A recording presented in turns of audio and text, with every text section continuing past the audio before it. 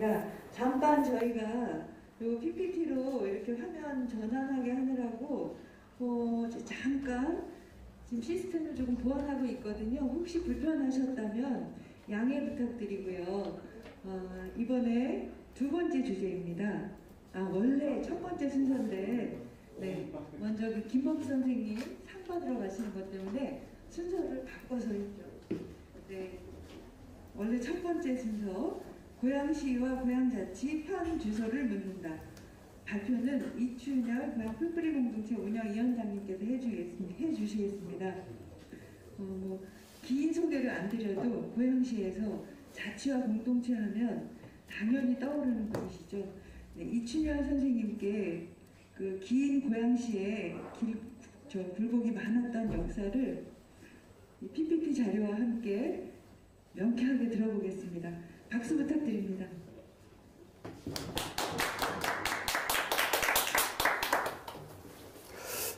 예, 이춘열입니다. 오늘 발표할 주제는 제가 평소에 다른 곳에서 한 4시간 내지 5시간 정도에 걸쳐서 하는 주제인데, 제가 한번 오늘은 20분에 압축해서 소개하는 신기를 한번 도전해 보겠습니다. 신기에. 그래서 그냥 제가 요 PT 화면을 그냥 하나하나 넘겨서 짧게 정리하는 방식으로 저는 하겠습니다. 그래서 우리 송출해 주신 분은 PPT 화면을 많이 좀 내보내 주시기를 부탁드립니다. 제가 넘길 때 이제 조금 서서 정리시킨 화면들. 예. 오늘 시작하겠습니다. 일단 고양시와 고양자치 현주소를 묻는다라고 하는 요 주제를 가 굉장히 방대한데 사실은 정확한 포인트를 갖고 있습니다. 그러니까 자치도시 추진의 관점에서 보는 겁니다. 이 고양시를 어떻게 주민이 도시의 주인이 되는 도시를 만들어갈 거냐고 하는 관점에서 고양시와 고양자치의 현 주소를 한번 점검해보고, 그다음에 조금 살짝 이렇게 하면 어떻겠냐라고 하는 제안을 압축적으로 짧게 그냥 단문형으로 넘어가겠습니다. 일단 첫 번째, 오늘의 고양시를 짧게 한번 점검해 보겠습니다. 자치도시 추진의 관점에서. 오늘의 고양시를 만든 중요한 전기들을 몇 가지 훑어보겠습니다. 그 다음에 지금 현재 100만 초대형 베드타운, 우리 고양시가 지금 처한 108만이죠. 지금 현재 108만 초대형 베드타운이 안고 있는 문제가 무엇이고, 그리고 그러면 우리한테 기회는 무엇인가라고 하는 걸 한번 돌아보겠습니다.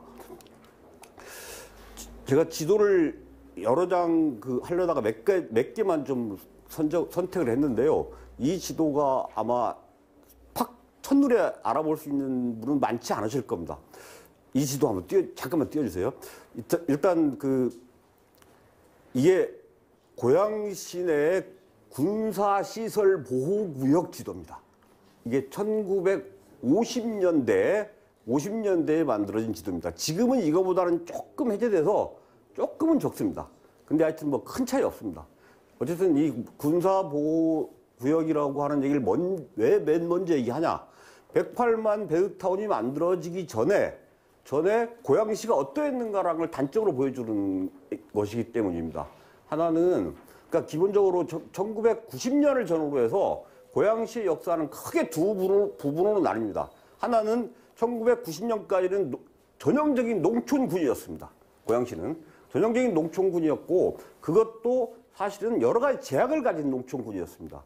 근데 1990년을 기점으로 해서 고양시가 엄청난 수의 집과 그다음에 집에 사는 사람들이 들어오면서 108만 도시가 돼갑니다. 이럴 때 그러면 기본 현재 조건은 무엇이었는가라고 하는 걸 볼 때 사실은 군사보호시설 보호구역이라는 건 굉장히 중요한 제약으로 작용합니다. 왜냐? 절반 이상이, 그 당시에 절반 이상이 군사시설 보호구역으로 상당히 많은 제한과 삶에까지 제한을 받고 있었거든요. 다음으로 이게 이제 그 다음 지도 한번 보여주세요. 그 다음 이것은 그린벨트입니다. 특히 덕양구 쪽에 집중되어 있는데 이 그린벨트도 절반 이상이 1970년대에 만들어집니다. 70년대 초에 그린벨트가 덕양구의 80%, 그다음에 일산 동구의 일부 해서 사실은 그린벨트로 묶여버립니다. 그러면서 고양시가 균형 발전, 그러니까 고양시의 전체 면적을 놓고 봤을 때 균형 있게 발전하는 것이 막혀버립니다. 그러니까 실질적으로 이 그린벨트 자체는 긍정적인 영향이 많습니다. 다시 말하면 이제 서울이라든가 대도시의 무분별한 확장을 막는 매우 중요한 역할을 하는 장치였음에도 불구하고 고양시의 경우에는 이게 도시 불균형 발전의 아주 기본적인 그 하나의 전제가 되어버립니다. 이런 전제를 안고 있고요. 그래서 이제 그런 관점에서 맨 먼저 고향의 도시가 어떻게 형성되느냐, 완전히 그 생촌, 진짜 그냥 전형적인 농촌 마을이 처음에 그 맨 처음 고양시가 그 도시의 모습을 띠기 시작하기 전부터 군사도시가 됩니다. 전국 최고의 군사도시가 지금 현재도 전국 최고 규모의 군사도시입니다. 두 번째, 그 다음에 그린벨트로 절반이 묶여버리는 일종의 도시 균형 발전 차원에서는 절름발의 도시가 되어버립니다. 그 다음에 수도 서울에 온갖 그 이상한 것들이 고양시로 밀려 들어오는 일종의 수도 서울의 하수처리장이 됩니다. 그럼에도 불구하고 사람들은 서울에 가까우니까 이제 인구 밀집지, 그 당시에 유급 일면이었는데요. 유급 일면에 그 면 소재지, 읍 소재지에 사람들이 다 들어오면서 인구는 조금씩 늘어나기 시작합니다. 근데 전체적으로는 전국 평균 수준에도 못 미치는 서울 변두리의 낙후된 농촌 군사 도시의 특징을 갖고 있었다는 겁니다. 기본적으로 시가 되기 전에요. 고양시는. 그 다음에 이제 그 당시에 그 풀뿌리 조직은 우리가 그냥 통상적으로 아는 그냥 그 동문이라든가 뭐 이러저러한 뭐 3대 관변단체 중심에 이런 풀뿌리가 형성되고, 사실은 민초들이 직접 자기 권리를 주장하거나 자기를 위해서 활동할 수 있는 기회는 사실상 존재하지 않았습니다. 그 다음에 이제 두 번째 단계. 자, 이게 이제 1990년을 전후로 해서 엄청난 대역사, 개발의 대역사가 시작되는데, 그 당시에 이제 우리가 맨 처음 그냥 깊이 아는 것은 일산 신도시죠. 일산 신도시가 1989년에 이제 그 지역이 지정되면서 그 정말 그 상전이 벽해가 되는 대역사가 시작되는데, 그 사람들이 잠깐 놓치는 게 있어요. 일단 신도시밖에 생각을 안 해요. 일산 신도시가 27만 6천 명으로 계획된 도시였습니다. 근데 그 당시에 1989년 같은 해에 6개 택지 개발구가 동시에 발표됩니다. 그게 이른바 성사, 화정, 행신, 능곡, 그다음에 중산, 탄현지구입니다. 이 6개 지구가 동시에 개발되는데 그 인구가 24억만입니다. 그러니까 사실은 27만 6천의 신도시와 함께 6개 택지 개발 거의 비슷한 규모의 택지 개발과 동시에 개발에 착수한다는 겁니다. 중요한 것은 뭐냐? 일산 신도시는 그나마 도시 기반을 갖고 와요. 왜냐? 국가 정책이었기 때문에 자유로도 갖고 오고 사무선도 갖고 오고 해요. 근데 다른 24억만의 다른 6개 개발 지구는 도시 기반 시설이 전혀 없습니다. 그냥 원래 기존의 도시 기반에 일산 신도시가 갖고 오는 것에 얹어지는 겁니다. 여기서 이제 기본적으로 도시 시설 기반이 왜 부족한가라고 하는 것이 맨 처음 시작합니다. 그러면서 한편으로 매우 중요한 부분이 있는데, 기본적으로 이 1990년도 되기 이전에 사실은 군사시설밖에 없는, 그리고 시설이라고는 딱 하나 더 있는 게 있었습니다. 사람들이 놀러 오는 카페촌이 있었습니다. 백마에. 이 정도였던 도시를 이전 촉진 권역으로 묶습니다. 수도권 정비계획법상. 이전 촉진 권역이라 하면 기본적으로는 여기는 사람이 너무 많이 사니, 너무 많으니, 문제가 많이 발생할 것 같으니 딴 데로 인구 집중 유발 시설을 옮기라는 겁니다. 아무것도 없는 데를 옮기라고 해요. 아무것도 없는 걸 옮기라고 해놓고 그 다음에 인구 그 자체인 도시 개발은 엄청나게 이루어지는 겁니다. 자, 이런 그 엄청난 사실은 제가 도저히 납득할 수 없는 일이 벌어집니다. 이걸로 끝나지 않습니다. 자, 그 전에 이제 그 이전 촉진 권역에 이어서 이전 촉진 권역은 1984년인가에 조성이 돼요. 지정이 되는데 1990년에 이제 아까 얘기한 일산 신도시하고 6개 택지 개발 지구가 만들어질 때 거기에 그것이 이제 막 건설되고 있는 당시에 이제 이 수정법, 수도권 정비계획이 바뀌면서 이전 촉진 권역이 과밀 억제 권역으로 바뀝니다. 조금 더 구체화됩니다. 이 규제가 되면서 역시 그러니까 도시가 사람들이 들어오기 전부터 묶어놔 버리고, 아무것도 못 들어오도록 옮기라고 묶어놓고 그다음에 도시가 막 들어오기 시작했는데 더 이상 아무것도 못 들어오도록 묶여버립니다. 이게 뭐가 못 들어오냐? 공장이 못 들어오고 산업단지가 못 들어오고 대학이 못 들어오고 공공청사가 못 들어오고 이렇게 막아버립니다. 그래놓고 집은 계속 짓습니다. 사람은 계속 들어옵니다. 자, 이게 이 다음 장면이 이게 이제 일산 신도시하고 6개 택지개발지구만 구성됐을 때의 사진입니다. 지도입니다. 요게 뭐냐면 그나마 이 정도는 고양시 전체 면적의 이 도시화율, 도시화가 된 지역은 한 12%에 불과했습니다. 자, 이것이 지금 와서는 어떻게 변했느냐. 이렇게 계속 드라이버가 걸으면서 지금 와서는 이렇게 바뀝니다. 23, 4%가 도시 지역이 됩니다. 이렇게 되는 엄청난 정도의 그 주택단지, 택지와 그 택지에 사는 사람들로 묶인 이런 도시가 되고요. 그 다음에 그러는 과정에서도 어쨌든 시계는 돌아갑니다. 민선 지방자치는 재개됩니다. 그래서 사람들로 하여금 이제 각자 당신들이 이제 주인이 같이 주인이 돼가지고 한번 살아보고 길 모색하라고 말을 합니다. 자, 그러면서 어쨌든 또 그 사람들이 많이 몰려드니 사람들도 다 자기 목소리가 있고 주장이 있고 하지 않습니까? 사람들의 목소리가 생기기 시작해요. 사람들이 나도 여기 있다라고 하는 목소리를 내기 시작하는 거죠. 그러면서 이제 지역 시민사회라는 게 형성되기 시작합니다. 그 전까지는 시민사회라는 게 거의 없었고요. 자, 이런 상태에서 이제 2010년을 맞습니다. 2010년이라는 제가 요 해를 특정하는 이유는 이때 바로 이제 민선 5기가 시작되는데 그때 시의 제1 정책 목표로 시민 우선의 자치도시라는 걸 표방하기 때문입니다. 자, 자치도시를 표방합니다. 이 자치도시를 표방하는 게 별거 아닌 것 같지만 실제로 도시의 시장 목표로 자치도시를 표방하는 도시는 사실상 거의 없습니다. 매우 중요한 의미를 갖습니다. 이 자치도시를 표방한다는 것은 그럼에도 불구하고 이 자치도시 추진은 뒤에서 보겠지만 사실은 그렇게 순탄하게 이렇게 추진되지는 않습니다. 근데 어쨌든 이 도시 형성 과정에서 초대형 100만 베드타운에서 사람들이 이제 우리 도시 기반 놔달라. 우리는 왜 이렇게 힘들게 진짜 택시나 승용차 없이는 이 영내 이동이 굉장히 힘든 이런 도시가 만들어져 버려요. 이 고양시는. 그래서 그렇다고 보면 대중교통이 좋냐? 그렇지 않습니다. 어쨌든 이런 아우성들이 이제 시작되는 거죠. 거기다가 도시 불균형은 심하죠. 덕양과 일산 사이에 이제 불균형. 그 다음에 아까 얘기한 그린벨트라든가 이런 군사보호 이런 걸로 묶여가지고 사실은 더 심화됩니다. 그 다음에 신도시하고 택지지구하고 구도심 간의 불균형. 도시와 농촌 간의 불균형. 더 근본적으로는 서울과 위성도시 간의 불균형. 이런 문제들이 중첩적인 문제로 고양시의 그 도시 문제화됩니다. 어쨌든 그런 와중에서 한편으로 이제 집값이 막 올라갈 때 이제 뉴타운 정책을 집중적으로 드라이브를 걸잖아요. 이제 국가에서. 그러면서 고양시에도 이제 본일산하고 능곡하고 제일 많은 게 원당이었나요? 원당에 이제 20몇 개의 지구에 이른바 뉴타운 지구가 구성이 됩니다. 근데 그 당시에는 집값이 막 올라가니까 사람들이 다 하려고 했죠.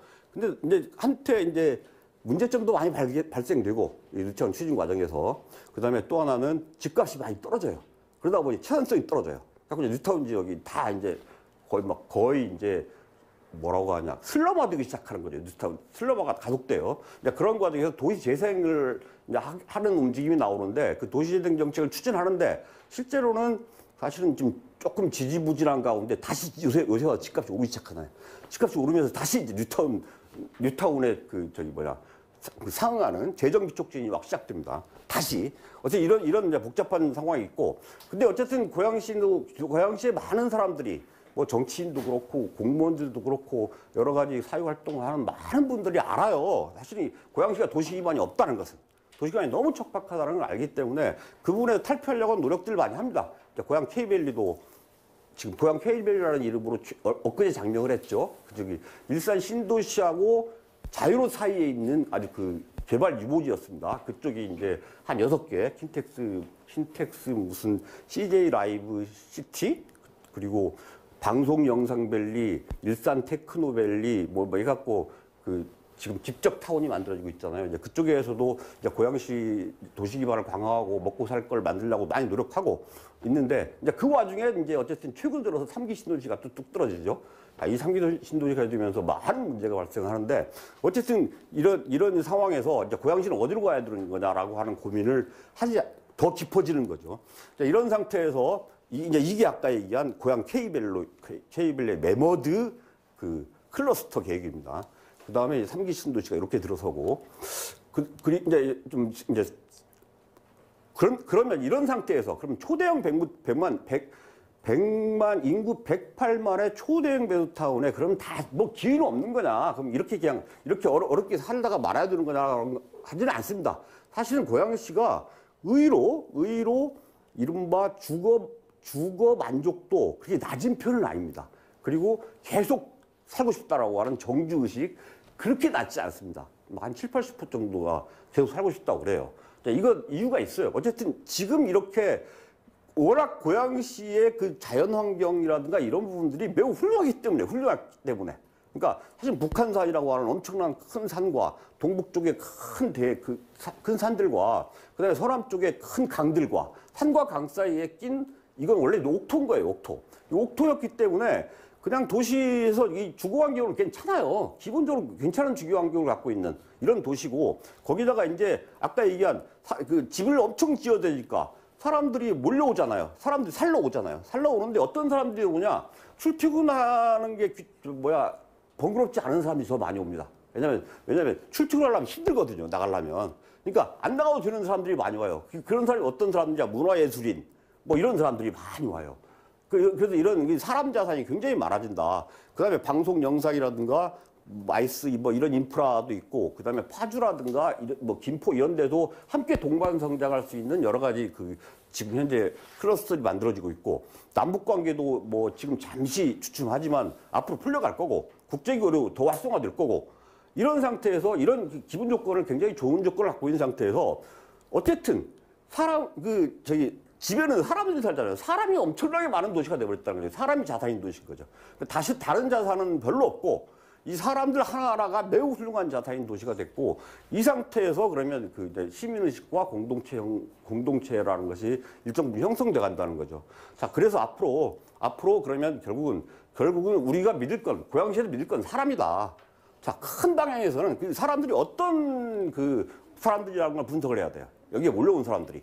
자, 기본적으로는 그래서 산업적 인프라는 앞으로는 기본적인 인프라 자체를 좀 문화지식 산업에 포커스 맞추면 좋겠다. 왜냐하면 첨단 테크노 다 유치지만 고양시가 뭐 그렇게 엄청나게 뭐 기반이 좋다고 첨단 테크노 대기업들이 여기 몰려오겠습니까? 어쨌든 넓은 의미의 문화산업, 지식산업 이쪽에 포커스를 맞추는 게 아마 타당하지 않을까 싶고요. 그다음에 서부권 네트워크 중심 도시의 기능을 가져가야 된다. 그러니까 다시 말하면 파주나 김포 다 많이 도와주면서 센터 기능만 고양시 가져오는 거예요. 이런 네트워크 중심 구도. 그다음에 이제 앞으로 남북 요 해빙 이걸 이제 염두에 두면서 평화 경제를 준비하는 도시 이런 건데, 자, 기본적으로 이걸 어떻게 추진하자고 할 때도 역시 사람이라는 거예요.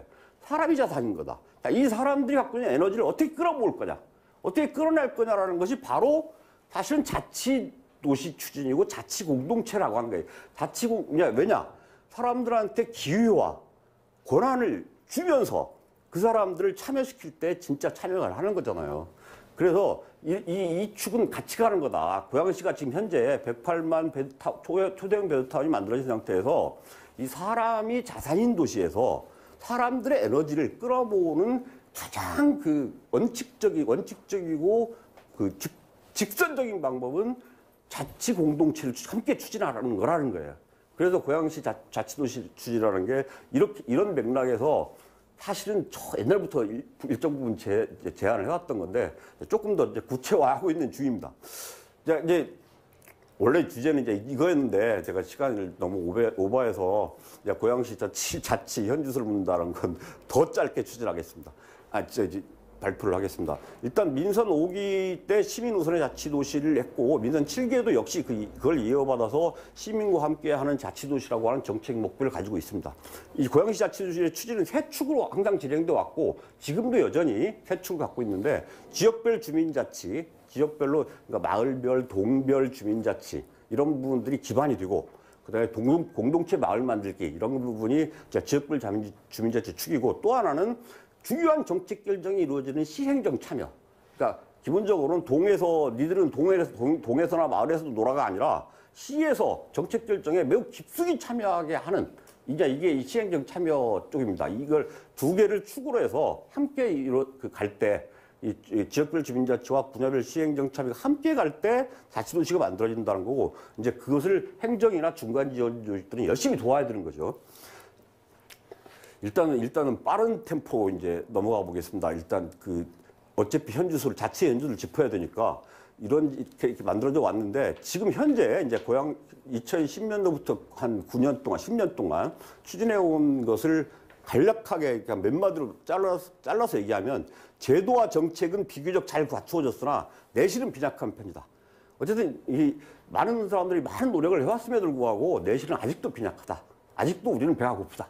라고 하는 거고, 이제 2011년, 12년부터 이제 주민자치 교육이나 자치공동체 사업, 시정 참여 활동, 동자치 활동, 활성화 이런 것들이 매우 상당히 조직적으로 이루어지면서 일정한 정도로 체계를 갖추어서 진행하긴 하는데, 어쨌든 그런 부분들이 여러 가지 몇 가지 통합 조정 기능이 없고, 피드백 기능이 좀 약하고, 이러면서 사실상 추진력, 탄력을 받지 못한 상태에서 약간 주춤하고 있는 상태라고 보입니다. 그래서 지금 현재는 유형적 성장으로 한때 자치 모범도시로 거론되기도 했었는데 고양시가 지금은 그렇게 얘기하는 데가 별로 제가 못 봤습니다. 고양시를 모범도시라고 얘기하는데 어쨌든 지금은 조금 약간 좀 앞서가는 데를 따라가는데 좀 급급한 이런 상황이라고 분석됩니다.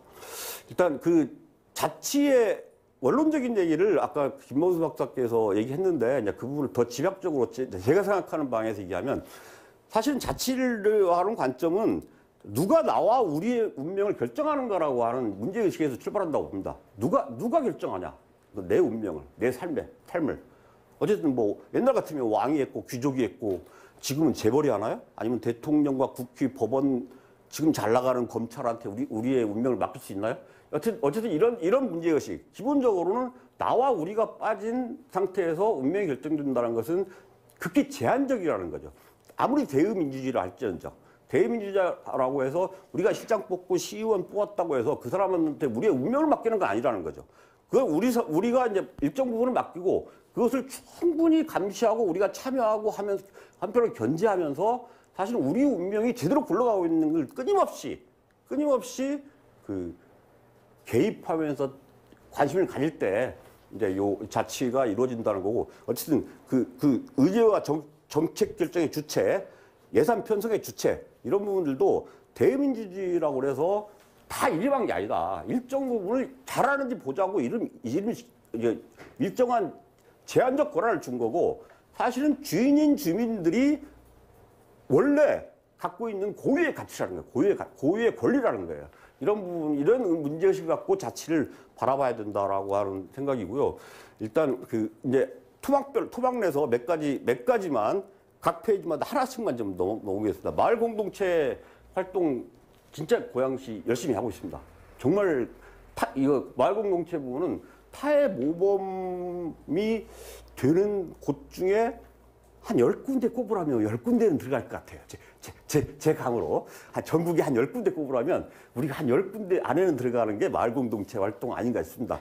어쨌든 이제 그럼에도 어쨌든 양적 확대가 굉장히 많이 되고 있고 그다음에 여러 가지 시스템을 굉장히 열심히 갖추고 있어요. 그럼에도 불구하고 다시 말하면 지속적 확장성이 강화되고 있는가라고 하는 부분은 아직도 부족하다.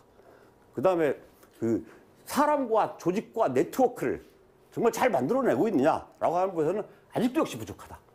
이런 거고, 그다음 공모사업 중심의 공동체 활동이 이루어지고 있는데 이걸 공모사업을 좀 탈피할 수는 없는가? 진짜 공동체 활동을 지원하는 방식으로 좀 획기적인 방식을 강구할 수는 없는가? 이런 생각을 합니다. 그다음에 마을 공동체 활성화, 마을 공동체 또 이제 활동 진단에서 이제 지원 예산도 좀 적고 먹고 사는 일에는 크게 생각 안 해요. 말공동체 활동은 또 그건 딴 얘기라고 생각해요. 근데 이제 이런 부분. 그다음에 을단섬처럼 움직여요. 이게 네트워크가 아무래도 약해요. 그다음에 마을 인프라가 부족하고 여전히 마을 자치하고는 좀 따로 놀아요. 이게 말공동체 활동이. 이런 부분 어떻게 이제 할 거냐라고 하는데 지금 여기 이 화면에서는 잘 안 보이는데 아마 PPTX는 잘 보일 거예요.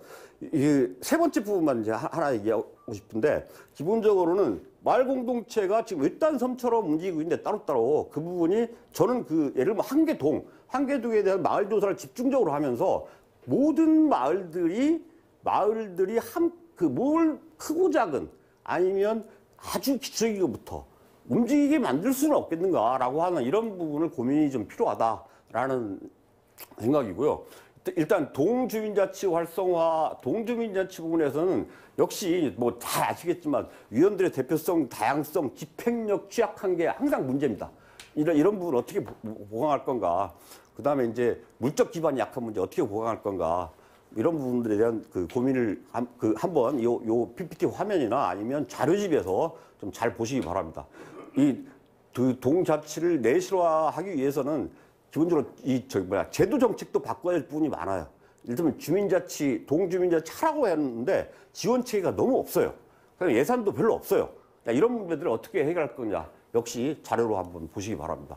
그다음에 주민자치 지금 현재 주민자치 전환 지금 현재 초미의 관심사 중에 하나인 이 부분은 제 4주제에서 다룰 거니까 생각하고 넘어가겠습니다. 분야별 시행정 참여 부분도 지금 현재 우리가 집중적으로 관계해드리는 부분은 아니기 때문에 일단 생략하고 자료로 대체하겠습니다.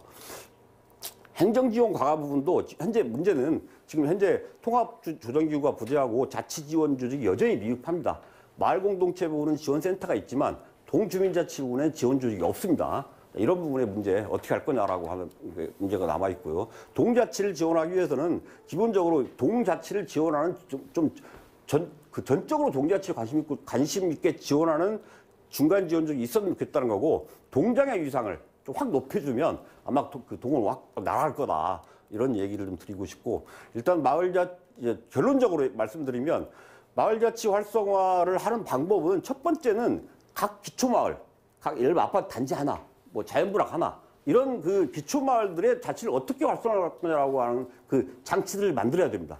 그리고 거기서부터 활성화되는 게 기초고 두 번째 그것이 기초가 돼서 동주민자치가 활성화되고 그다음에 동주민자치 활성화가 기초가 돼서 이 시의 참여행정 이런 부분이 활성화되면서 다시 이제 피드백이 돼서 동을 활성화하고 자치를 활성화하는 전반적인 이런 시스템을 갖춰 나가야 된다고 생각을 합니다.